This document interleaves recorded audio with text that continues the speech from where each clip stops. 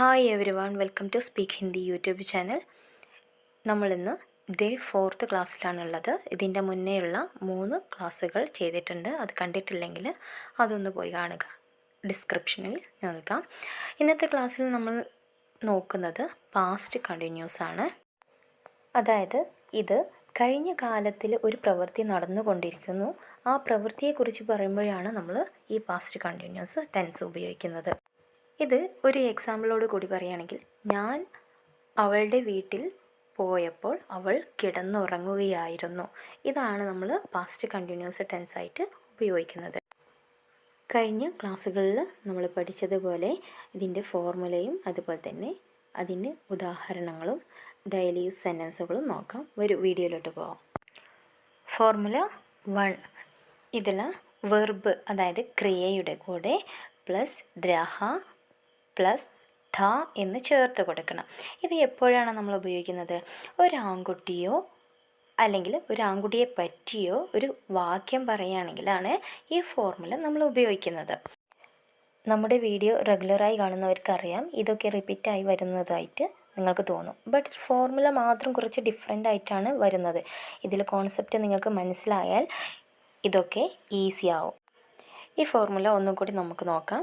Verb അല്ലെങ്കിൽ ക്രിയ plus രഹ plus ധ എന്ന് നമ്മൾ ചേർക്കണം. ഇത് ധ എന്നത് ഇതിൽ ഉപയോഗിക്കുന്നത് എന്തെന്നാൽ കഴിഞ്ഞ കാലത്തെക്കുറിച്ച് പറയുന്നത് കൊണ്ടാണ്. നമുക്കിനി എക്സാമ്പിൾ നോക്കാം. ഇതിൽ ഫസ്റ്റ് നമുക്ക് നോക്കാം. മേ പഠ് രഹാ ഥ, ഞാൻ പഠിക്കുകയായിരുന്നു. ഇവിടെ വെർബിൻ്റെ കൂടെ എന്ത് ചെയ്തിട്ടുണ്ട്? രഹ എന്ന് ചേർത്തിട്ടുണ്ട്. അപ്പോൾ ഇതൊരു ആൺകുട്ടിയാണെന്ന് നമുക്ക് മനസ്സിലാവും. അതിൻ്റെ കൂടെ ഥ ആഡ് ചെയ്തിട്ടുണ്ട്. അപ്പോൾ നമുക്ക് ഇത് ക്ലിയറായി മനസ്സിലാവും ഇത് പാസ്റ്റ് കണ്ടിന്യൂസ് ആയിരുന്നു എന്നുള്ളത്. നെക്സ്റ്റ് സെൻറ്റൻസ് നോക്കാം. മേ ഘൂം രഹാ ഥ, മേ എന്നത് ഞാൻ, ഘൂം എന്നുള്ളത് ചുറ്റിക്കറങ്ങുക, ഘൂം രഹാ ഥ ചുറ്റിക്കറങ്ങുകയായിരുന്നു. ഇനി നെക്സ്റ്റ് വഹ് സുൻ രഹാ ഥ, വഹ് എന്നുള്ളത് അവൻ, സുൻ കേൾക്കുക, സുൻ രഹാ ഥ കേൾക്കുകയായിരുന്നു. ഈ 3 സെൻറ്റൻസുകൾ നിങ്ങൾ ശ്രദ്ധിച്ചാൽ തന്നെ നിങ്ങൾക്ക് മനസ്സിലാവും. രഹ എന്നുള്ളത് ചേർത്തപ്പോൾ തന്നെ ഇതൊരു ആൺകുട്ടിയെക്കുറിച്ചാണ് പറയുന്നത് അല്ലേ? അപ്പോൾ തന്നെത്താൻ പറയുകയോ അല്ലെങ്കിൽ മറ്റുള്ളവർ പറയുകയോ ചെയ്യുമ്പോഴാണ് ഇത് ഉപയോഗിക്കുന്നത്.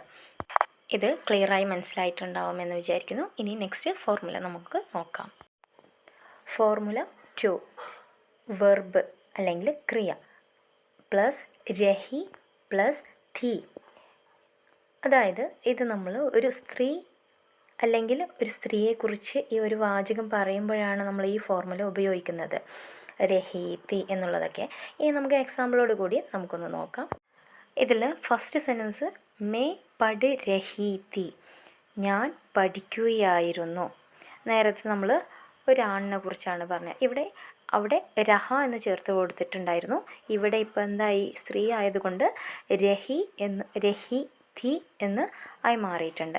ഇനി നെക്സ്റ്റ് സെൻറ്റൻസ് നോക്കാം നമുക്ക്. മേ ഘൂം രഹി തി, ഞാൻ ചുറ്റിക്കറങ്ങുകയായിരുന്നു. വഹ് സുൻ രഹി തി, അവൾ കേൾക്കുകയായിരുന്നു. ഇതിപ്പോൾ നിങ്ങൾക്ക് നന്നായി മനസ്സിലായിട്ടുണ്ടാവുമെന്ന് വിചാരിക്കുകയാണ്. ഇനി നെക്സ്റ്റ് ഫോർമുല നമുക്ക് നോക്കാം. ഫോർമുല 3, വെർബ് അല്ലെങ്കിൽ ക്രിയ പ്ലസ് രഹേ പ്ലസ് തേ. ഇത് നമ്മൾ എപ്പോഴാണ് ചേർക്കുന്നത്? ഒന്നിൽ കൂടുതൽ ആളുകൾ ഉള്ള സ്ഥലങ്ങളിൽ, അതായത് ഒരു 5-6 ആളുകൾ കൂടി നിൽക്കുന്ന സമയത്ത് അവരെ നമ്മൾ പറയുമ്പോൾ ഉപയോഗിക്കുന്നതും, അതുപോലെ തന്നെ നമ്മളെക്കാൾ മുതിർന്നവരായ ഒരു പുരുഷനാണെങ്കിൽ ആ സ്ഥലങ്ങളിലും നമ്മൾ ഇത് ഉപയോഗിക്കണം. നമ്മൾ ഉദാഹരണങ്ങളിലൂടെ നോക്കാം. ഫസ്റ്റ് സെൻറ്റൻസ് വേ പഠ് രഹേ തേ, വേ എന്നത് അവർ, അപ്പോൾ ഒന്നിൽ കൂടുതൽ ആളുകൾ ഉണ്ടായത് കൊണ്ടാണ് നമ്മൾ വേ എന്ന് ഉപയോഗിക്കുന്നത്. പഠ് രഹേ തേ, പഠിക്കുകയായിരുന്നു. ഇനി നെക്സ്റ്റ് ഹം ഘൂം രഹേ തേ, ഞങ്ങൾ, ഹം എന്നുള്ളത് ഞങ്ങൾ, ഘൂം എന്നുള്ളത് ചുറ്റിക്കറങ്ങുക. ഹം ഘൂം രഹേ തേ, ഞങ്ങൾ ചുറ്റിക്കറങ്ങുകയായിരുന്നു. നെക്സ്റ്റ് പിതാജി സുൻ രഹേ തേ, പിതാജി എന്നുള്ളത് അച്ഛൻ, സുൻ കേൾക്കുക, സുൻ രഹേത്തെ കേൾക്കുന്നുണ്ടായിരുന്നു.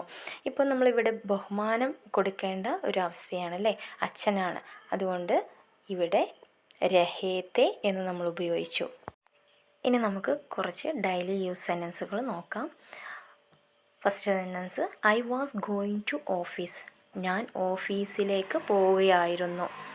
ഇതിലൊരാണാണെങ്കിൽ എങ്ങനെ പറയും? മേ ഓഫീസ് ജാ രഹാ താ. മേ ഓഫീസ് ജാ രഹാ താ. ഇനി പെണ്ണാണെങ്കിൽ മേ ഓഫീസ് ജാ രഹി തി.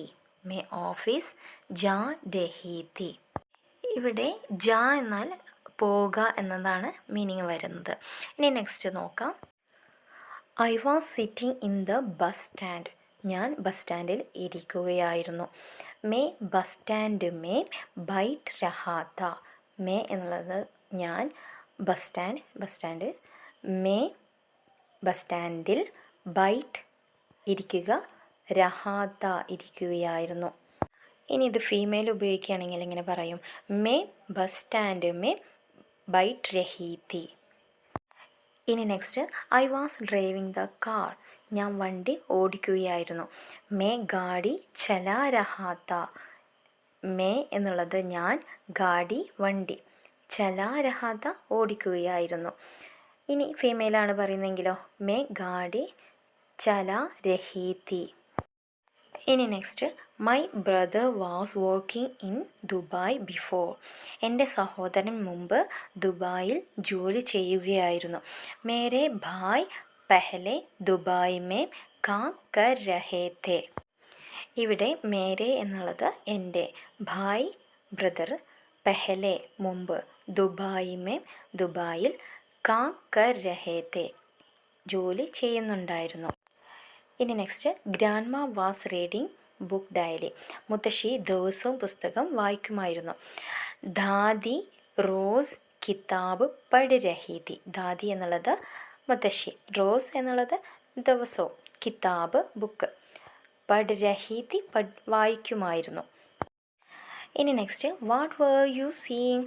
നീ എന്താ നോക്കുന്നത്? തും ക്യാ ദേഖ് രഹാ താ. ഇവിടെ തും എന്നുള്ളത് നീ, ക്യാ എന്നുള്ളത് എന്ത്, ദേഖ് രഹാ താ നോക്കുന്നത്. അതായത് ഇവിടെ ഒരു ആണിനെ കുറിച്ചാണ് പറയുന്നത്, നമുക്ക് നന്നായി മനസ്സിലായി, രഹാ താ എന്ന് ഉപയോഗിച്ചതുകൊണ്ട്.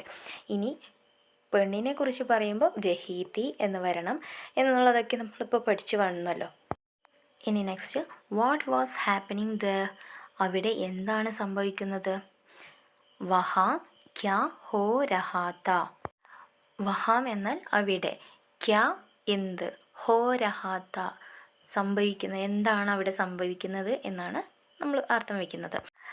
അപ്പോൾ അത്രയേ ഉള്ളൂ ഡിയർ ഫ്രണ്ട്സ്. അപ്പോൾ ഈ വീഡിയോ നിങ്ങൾക്ക് നന്നായി മനസ്സിലായിട്ടുണ്ടാവുമെന്ന് വിചാരിക്കുകയാണ്. ഇതിന് മുന്നേ ഉള്ള വീഡിയോസുകളൊക്കെ നിങ്ങൾ കണ്ടിന്യൂസ് ആയിട്ട് കാണുകയാണെങ്കിൽ ഈ ഒരു കോൺസെപ്റ്റൊക്കെ നന്നായി മനസ്സിലാവും. Okay dear friends, thank you for watching.